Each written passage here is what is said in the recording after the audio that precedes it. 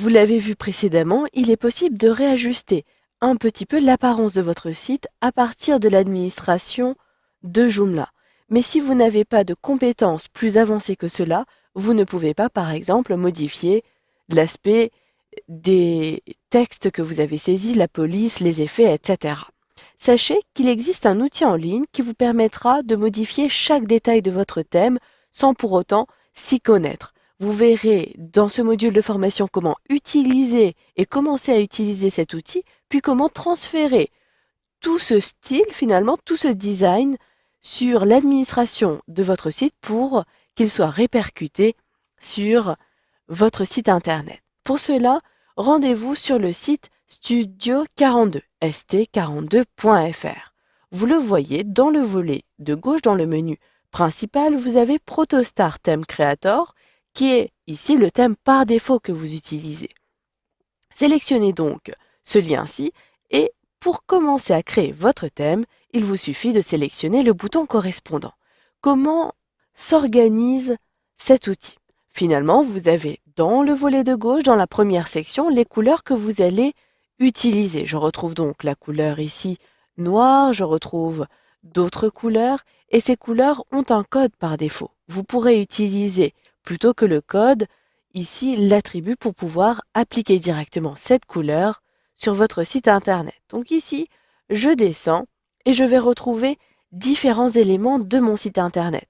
Vous allez avoir en dessous, par exemple ici, la possibilité de modifier la couleur d'arrière-plan ici des menus. Lorsque vous êtes sur un menu, donc ici, lorsque je suis sur un menu, la couleur est rouge. Si je veux plutôt avoir le rouge, il me suffit de cliquer à cet endroit-ci et de choisir ici la couleur que je veux appliquer.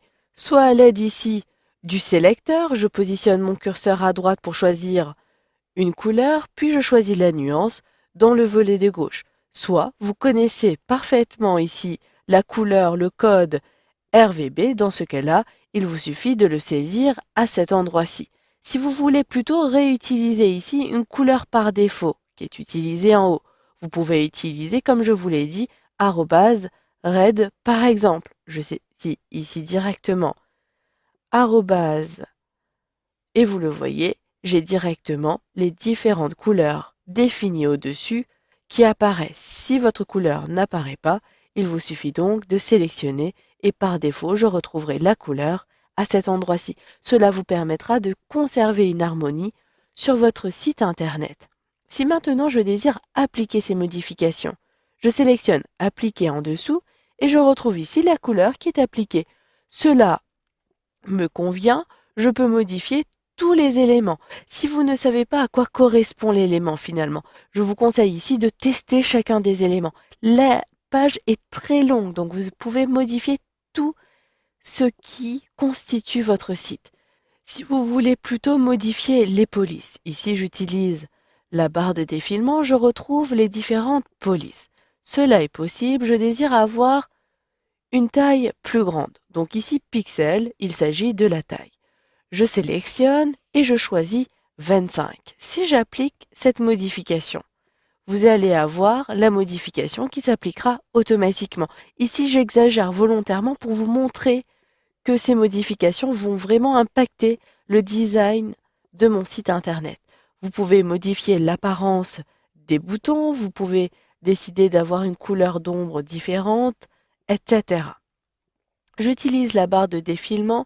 Vous avez ici les formes, vous avez ensuite l'apparence de vos tableaux. Ici, il s'agit d'une barre de navigation, ainsi de suite. Vous pouvez modifier également le style de la pagination, tester tous les éléments qui apparaissent sur cette page. Si vous ne voulez pas les modifier, laissez tel quel. J'ai donc ici uniquement modifié la couleur d'arrière-plan de mes menus ainsi que la couleur de la police et la taille de la police. J'applique donc toutes mes modifications et à droite, je vais pouvoir enregistrer le CSS, c'est-à-dire la feuille de style de mon site internet.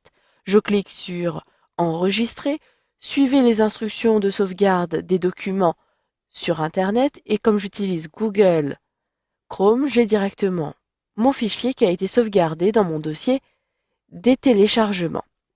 Maintenant, rendez-vous sur votre administration. Pour rappel, mon site ressemble à cela. Je me rends donc dans mon administration et je sélectionne Template.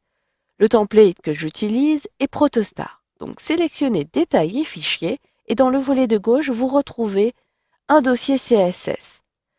C'est dans ce dossier CSS que vous retrouvez votre feuille de style template.css.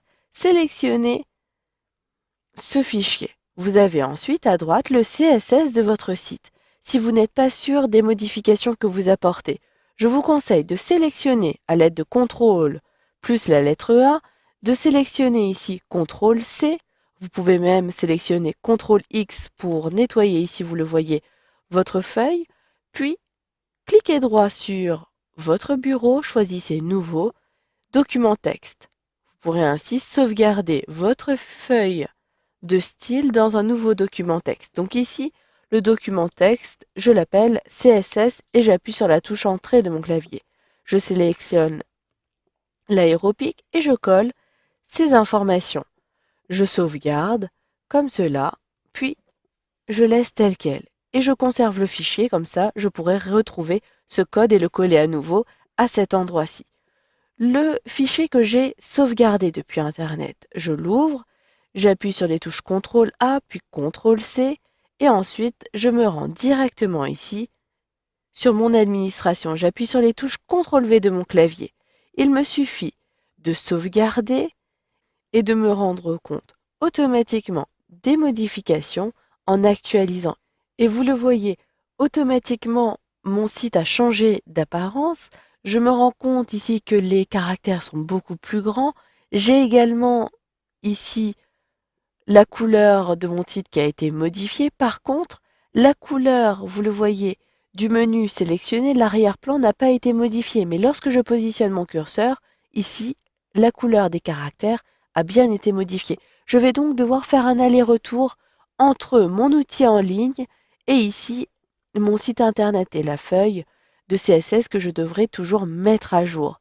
Si ces modifications ne prennent pas effet, ici, j'ai la possibilité de modifier les couleurs par défaut que vous avez vues précédemment. C'est ces couleurs qui prennent le dessus sur votre feuille de style. Donc modifiez les couleurs par défaut pour avoir la même couleur principale et vous verrez que toutes les modifications seront prises en compte.